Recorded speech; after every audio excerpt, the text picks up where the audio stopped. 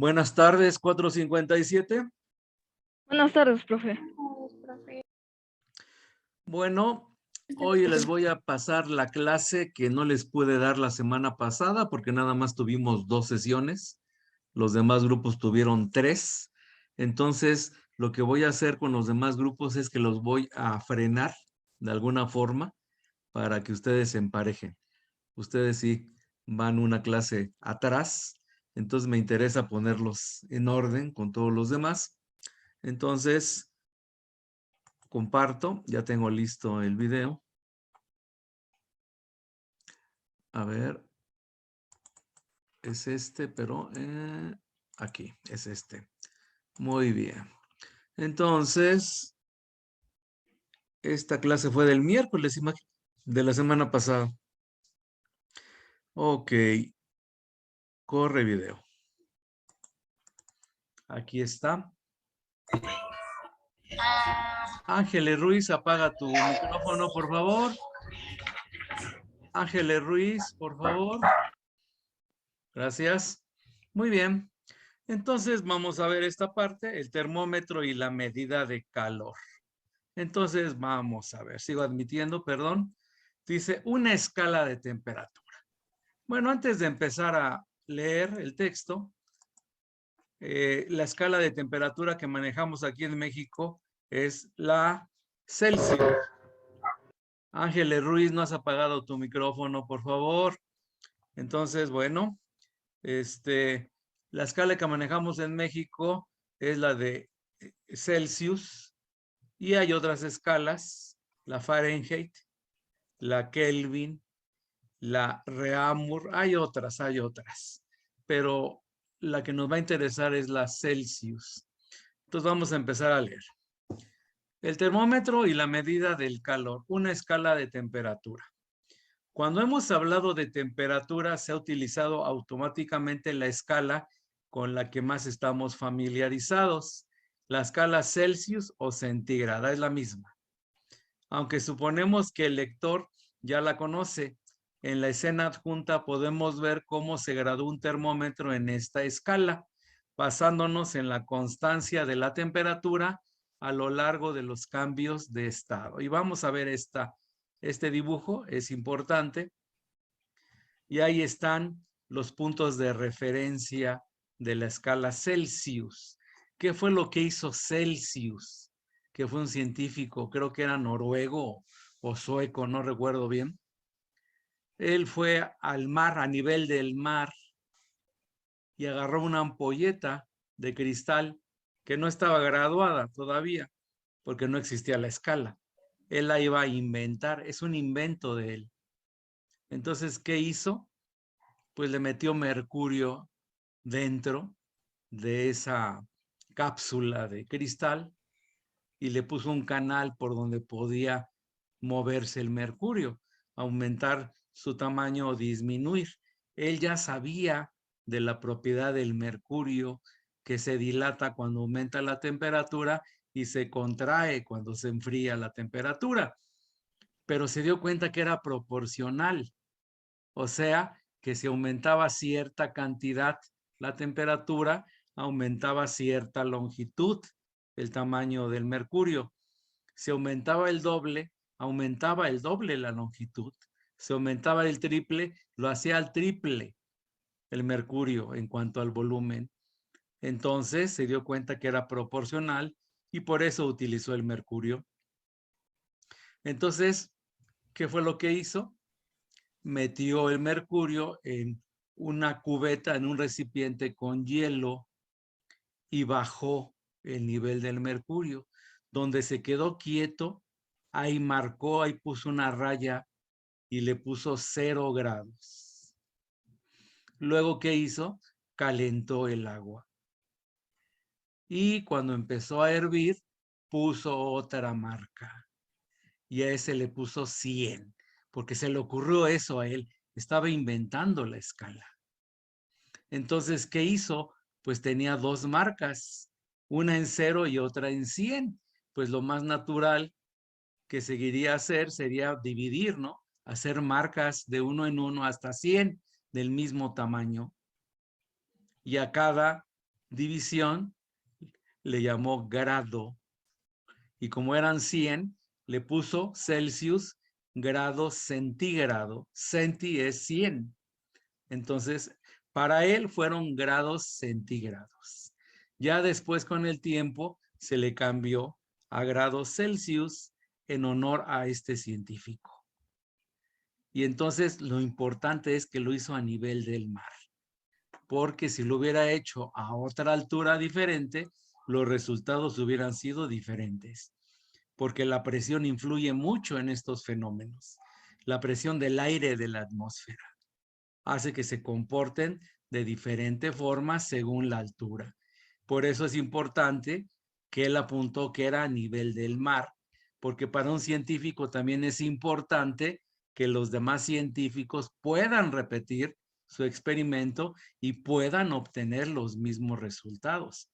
Para un científico es muy importante ser reconocido, que la gente reconozca su labor, sus descubrimientos, y para eso deben publicar de tal forma que los demás científicos puedan repetir lo que él hizo y obtengan los mismos resultados. Y ahí es donde la comunidad científica reconoce al científico, porque se pueden reproducir sus experimentos, no son inventos, y descubre, inventan cosas. En este caso fue un invento, la escala centígrada o Celsius. Así que no se confundan, es lo mismo. De repente piensan que es diferente, pero no. Entonces sigo leyendo. Además de la Celsius, existen otras escalas. En la escena Reaumur, esa es otra escala, el punto cero es también el de fusión del hielo, pero el de ebullición de agua se marca como 80 en lugar de ser el punto 100. O sea, simplemente en lugar de 100 se pone 80. De modo que para pasar de la escala Celsius a la Reaumur, podríamos aplicar la siguiente ecuación. Temperatura Reaumur es igual a 0.8 temperatura Celsius, donde TR es la temperatura Reaumur y TC es la temperatura Celsius. La escala Reaumur, utilizada en otros tiempos en Francia y Alemania, ha sido reemplazada en estos países por la escala Celsius, aunque aún se emplea ocasionalmente en la industria del almíbar y los caramelos. Bueno, ya se restringe el uso, ¿verdad? Ya domina la escala Celsius en todos lados. Claro, excepto en los países ingleses. Y aquí va a aparecer la escala Fahrenheit. En la escala Fahrenheit, de uso muy extendido en los países anglosajones, Inglaterra, Estados Unidos, la comunidad inglesa, a final de cuentas, el punto cero se determina por el equilibrio entre una mezcla de agua, hielo y cloruro de amoníaco y el punto 96 Fahrenheit. A final de cuentas, ¿qué hizo Fahrenheit? Hizo prácticamente lo mismo, pero la gran diferencia fue que, a ver, aquí no lo dice, Celsius usó agua pura. O sea, les dije que era hielo, ¿no? Pero era con agua pura, agua destilada, que, o sea, sin metales, ¿no? Sin sales minerales. Y aquí lo que usó Fahrenheit fue una mezcla de agua, hielo y cloruro amónico. O sea, fue muy diferente lo que él manejó. Y le puso un número diferente también. Le puso 96, el correspondiente a la temperatura habitual del cuerpo humano. Pero a final de cuentas hay errores en esta escala. Para convertir una temperatura Celsius a Fahrenheit, aplicaremos esa fórmula. La temperatura Fahrenheit es igual a 9/5 de la temperatura Celsius más 32.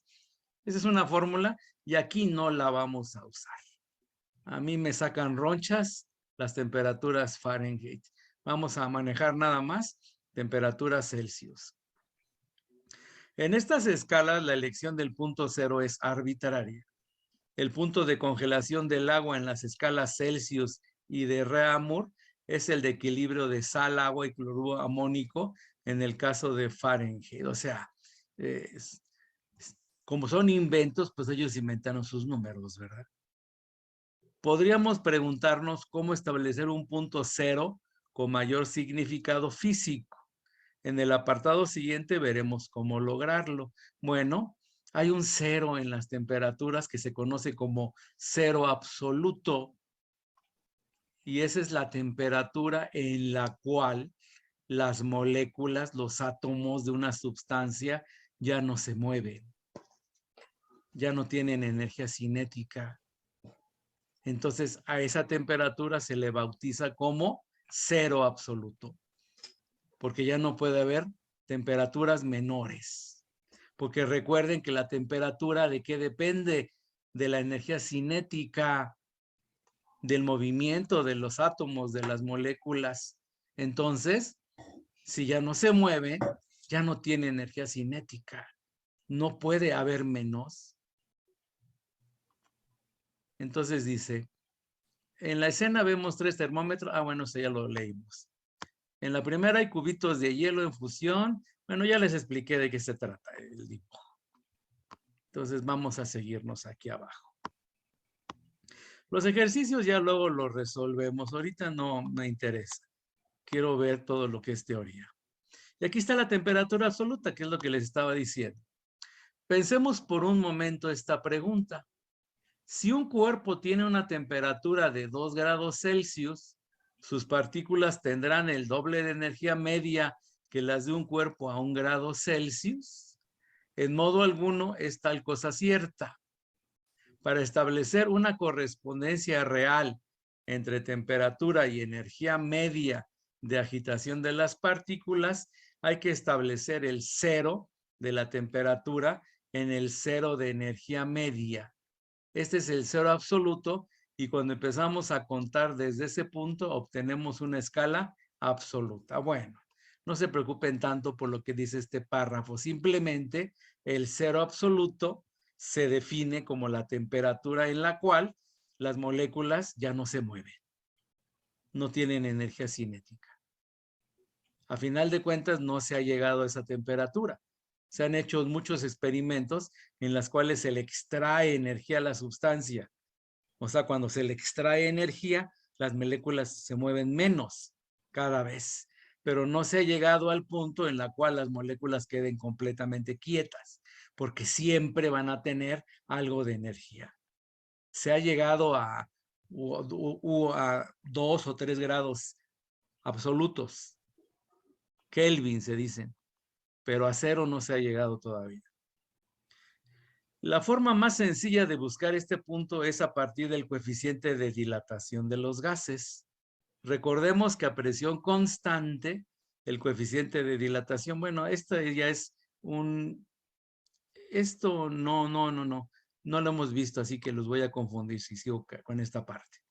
En los gases reales no se puede producir nunca esta situación porque sus partículas componentes tienen un tamaño no puntual que impediría alcanzar el volumen cero. En la práctica, cualquier gas se licúa al acercarse a temperaturas tan bajas. No obstante, el valor de menos 273.15 grados Celsius sigue siendo el límite inferior de la temperatura. Es el cero absoluto. Bueno, se han hecho experimentos y se han hecho gráficas. No se ha llegado a esta temperatura de menos 273.15, pero cuando se llegue a esa temperatura, si algún día se puede hacer, esa temperatura es el cero absoluto. Es nuestra referencia. De ahí para arriba ya puede aumentar la temperatura. Ya para abajo no se puede. Hay una escala absoluta correspondiente a la Celsius. Se trata de la escala Kelvin, cuya unidad K es la adoptada por el sistema internacional. Y siempre se cumple, bueno, para hacer la conversión, simplemente la temperatura absoluta es la temperatura Celsius, la que medimos en termómetros, y le sumamos 273. Existe también una escala absoluta correspondiente a la escala Fahrenheit. Se trata de la escala Rankine. En esta escala, la temperatura Rankine es 9/5 de la temperatura Celsius más 491.67. No se preocupen de las fórmulas. No las vamos a manejar. Yo odio mucho las conversiones porque realmente es muy sencillo buscar la fórmula y hacerlas, ¿no? Así que no se preocupen por memorizar. Entonces vamos a seguir aquí viendo. Calor específico. Esto es lo que yo les decía de la capacidad de retención de calor.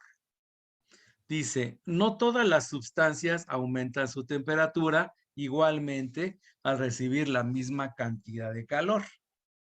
En la imagen adjunta vemos dos curvas de calentamiento de alcohol y agua que permiten ver claramente esta diferencia. Bueno, les voy a poner una ilustración diferente yo para ver si así entienden mejor qué es el calor específico.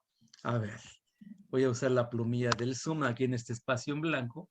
Vamos a imaginarnos que tenemos un recipiente con cera de velas, pues, la cera, parafina. Ahí está lleno de parafina. Esto es parafina. Y vamos a tener aquí un conjunto de esferas de diferente material.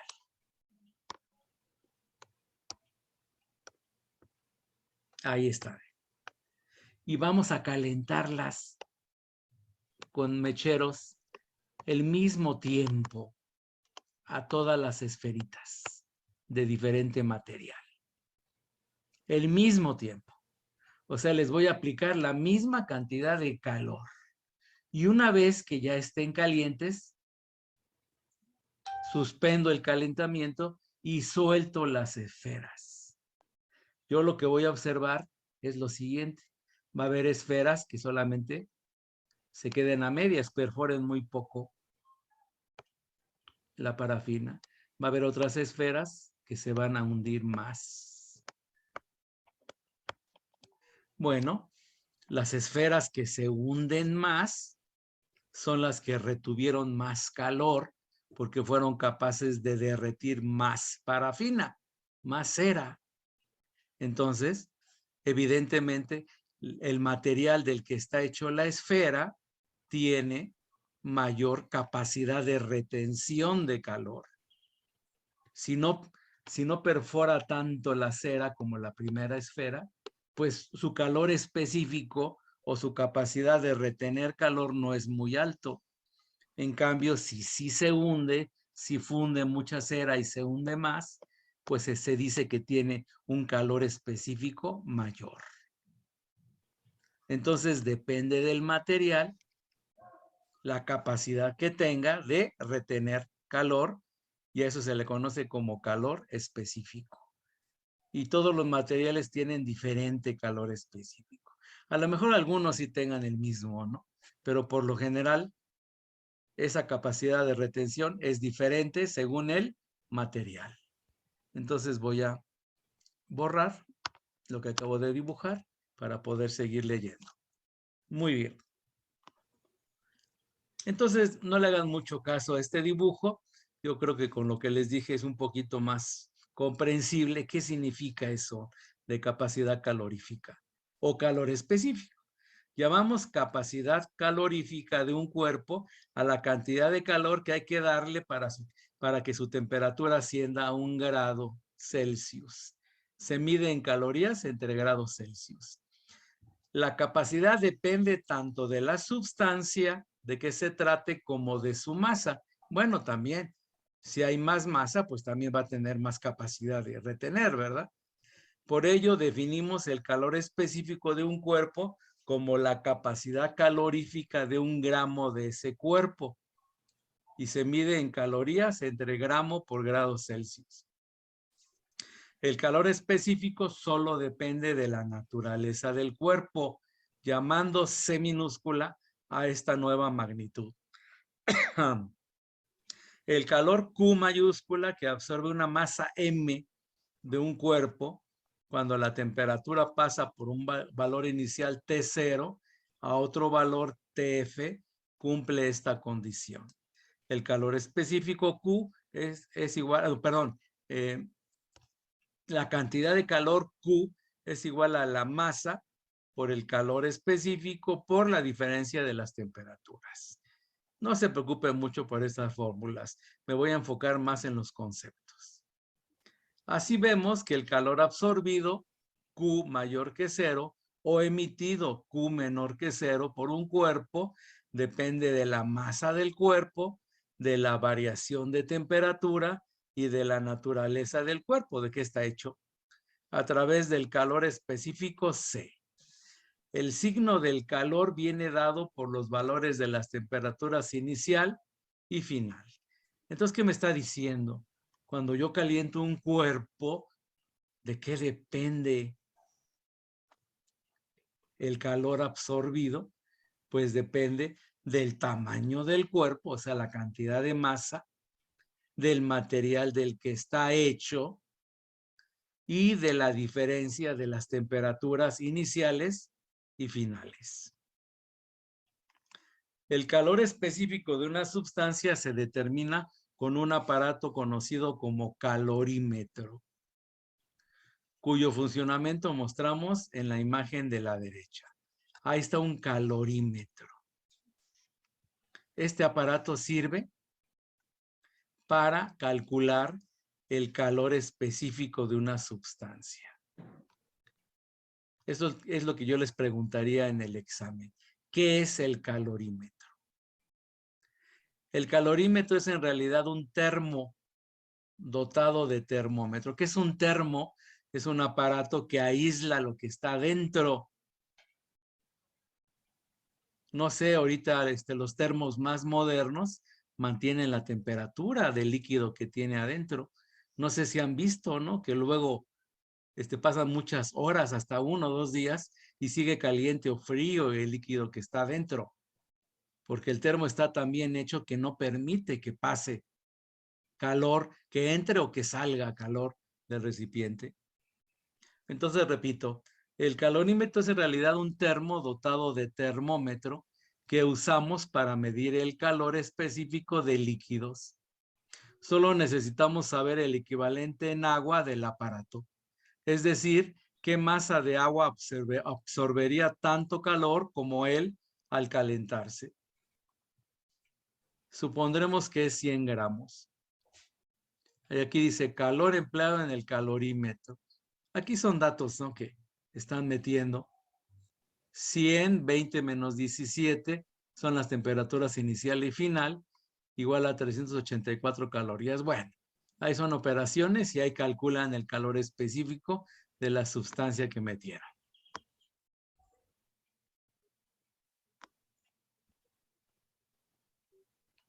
Y bueno, no voy a meterme ahorita en esto. Muy bien. Buscando el equilibrio. Ya quedó establecido que la naturaleza busca el equilibrio térmico. Eso ya lo sabemos. El calor siempre viaja de los cuerpos de mayor temperatura a los de menor temperatura. Entre dos cuerpos a diferente temperatura pasa calor del más caliente al más frío hasta que se le igualan las temperaturas. La temperatura de equilibrio se verá afectada por el calor específico de las sustancias que intervienen. En la imagen adjunta, la que está aquí a la derecha, se ve que la diferencia entre dos casos aparentemente iguales,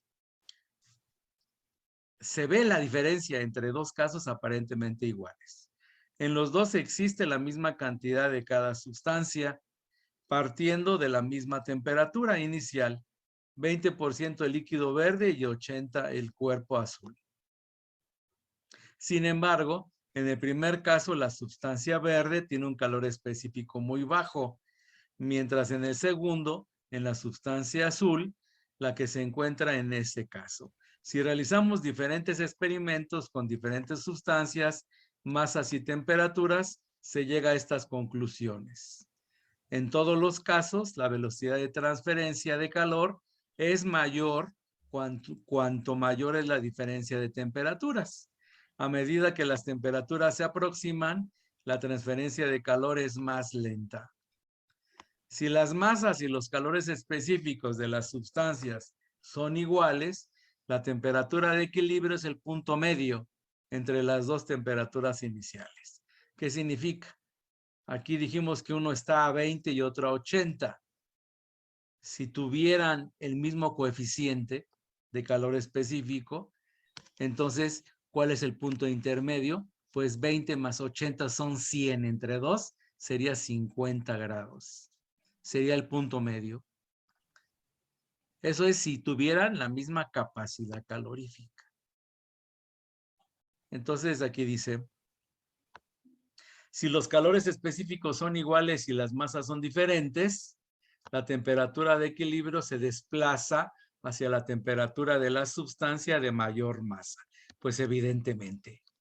Por ejemplo, cuando nos tomamos la temperatura, pues nuestra masa es mucho mayor que la masa del termómetro. Por lo tanto, cuando lleguemos al equilibrio, la temperatura del termómetro va a ser muy parecida a nuestra temperatura, la del cuerpo humano, porque hay mucha más masa en el cuerpo humano que en el termómetro. Si las masas son iguales y los calores específicos son diferentes, la temperatura de equilibrio se desplaza hacia la temperatura de la sustancia con mayor calor específico.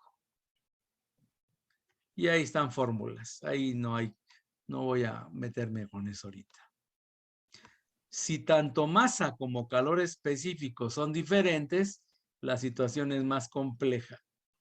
Podemos comprobar que se respeta esta ecuación y bueno, ya se están complicando la vida.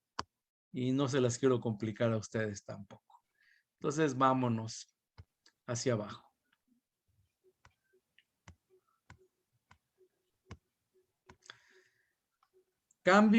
Calor de cambio de estado. Muy bien. Dice, sabemos que cuando un cuerpo se calienta hasta alcanzar su punto de fusión, cuando se convierte de sólido a líquido, el calor que reciba en adelante se emplea en cambiar de estado, no en aumentar su temperatura. Llamamos calor latente de fusión al calor que hay que dar a cada unidad de masa de una sustancia para que se funda. Una vez alcanzada la temperatura adecuada, tradicionalmente se mide en calorías por gramo, aunque la unidad del sistema internacional sea Joule entre kilogramo.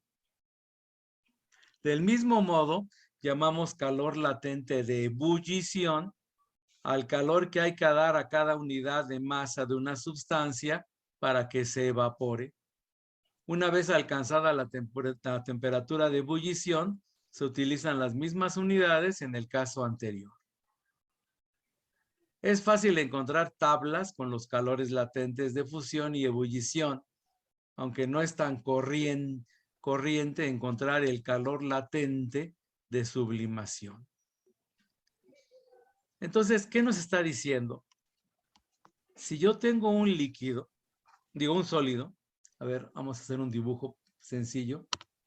Si yo tengo un sólido, un cubito, y lo caliento, ¿qué va a pasar? Pues va a aumentar su temperatura. Se dilata, aumenta su tamaño. ¿Qué pasa con las moléculas del metal? Bueno, del sólido. Se mueven cada vez más y más. Se quieren separar, vibran.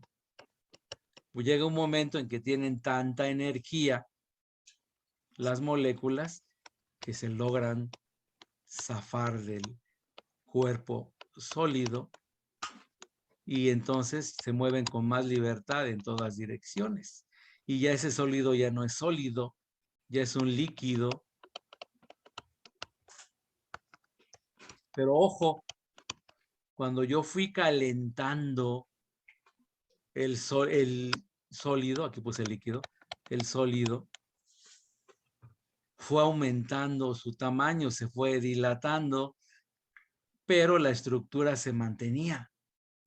Era un sólido, pero llega un momento en que esa energía, ese calor que le estoy poniendo a ese sólido, ya no aumenta la temperatura, sino se usa para cambiar de sólido a líquido, para cambiar la estructura.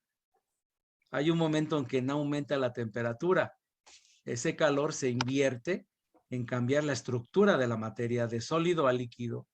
Y ese calor que se está usando para cambiar esa estructura se conoce como calor latente de fusión. A ver, déjame borrar.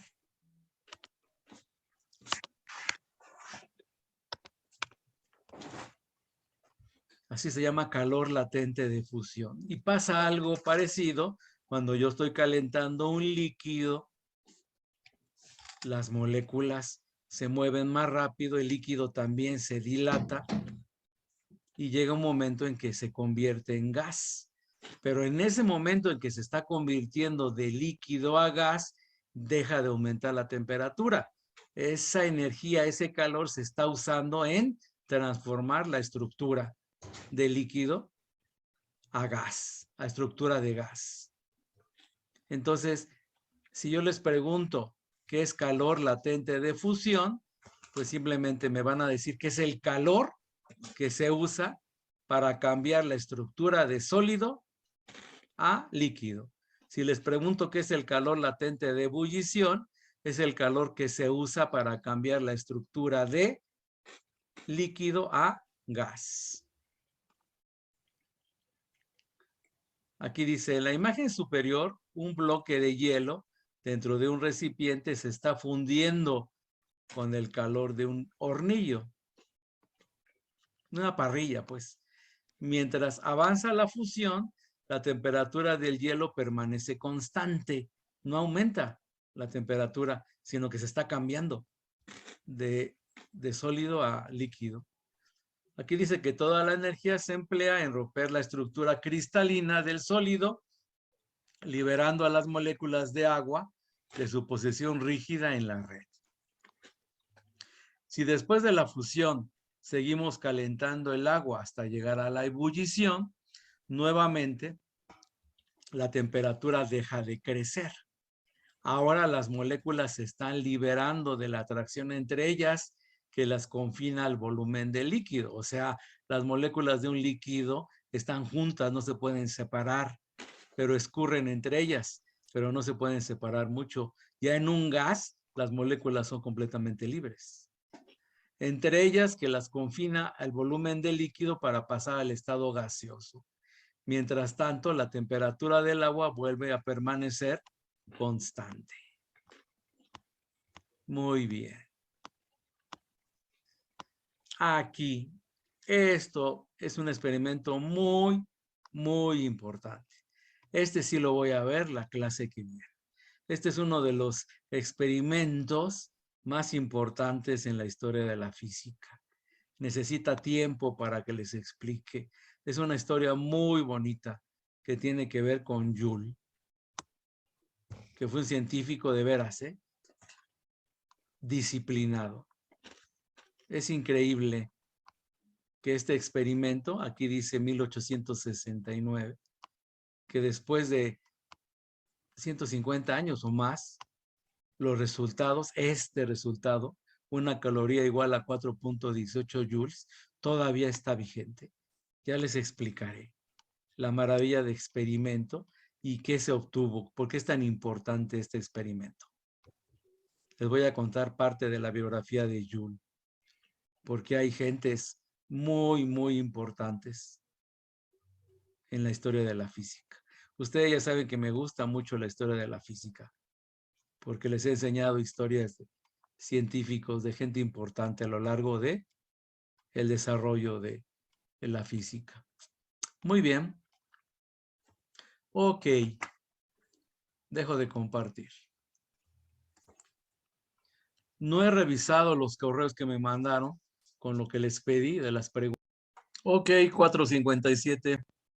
Ya revisé, ya chequé todos los correos que me han mandado para participaciones. El fin de semana lo hice. Estuve también buscando información sobre Joule. Es un experimento muy importante.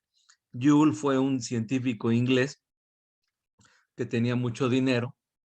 Él pertenecía a una familia que hacía cerveza, así que era cervecero.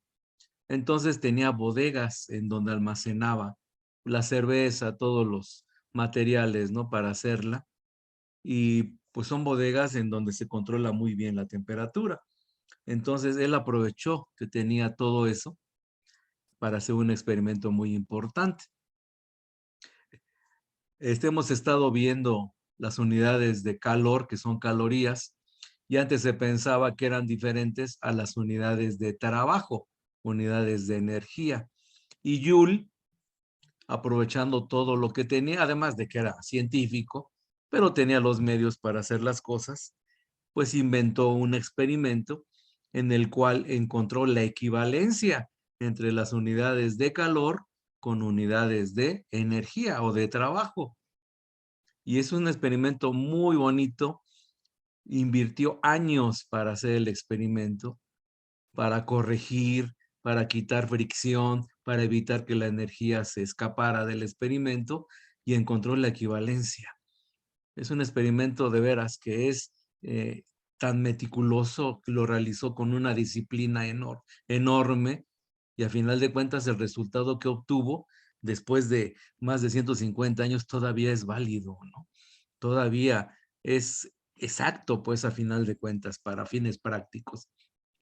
Entonces estuve buscando videos sobre Joule y en la tarea número 9, ahí están los dos videos que encontré, les comparto.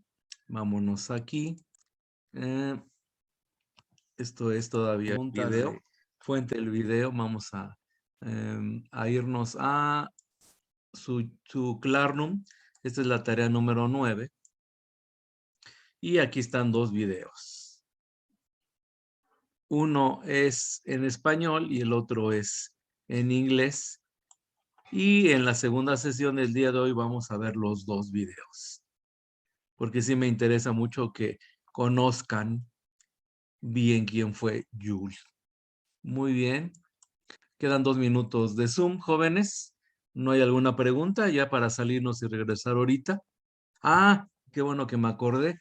Me están llegando correos ahorita para los concursos y el miércoles voy a estar ocupado. Entonces, la sesión de ahorita, pues, la tenemos, no hay problema. Ahorita regresamos, pero nos veríamos hasta el jueves. El miércoles no voy a poder, pero va a pasar lo mismo con los demás grupos, así que no se van a atrasar tanto. Entonces no nos vemos el miércoles a las 7:30, nos vemos hasta el jueves a las 5:50. Claro que falta la sesión de ahorita todavía, la segunda sesión en donde vamos a ver los videos de Yuri. Ok, jovencitos, entonces queda minuto 20 segundos, nos salimos y regresamos en 4 o 5 minutos en lo que proceso este video. Sale. Vale, profe.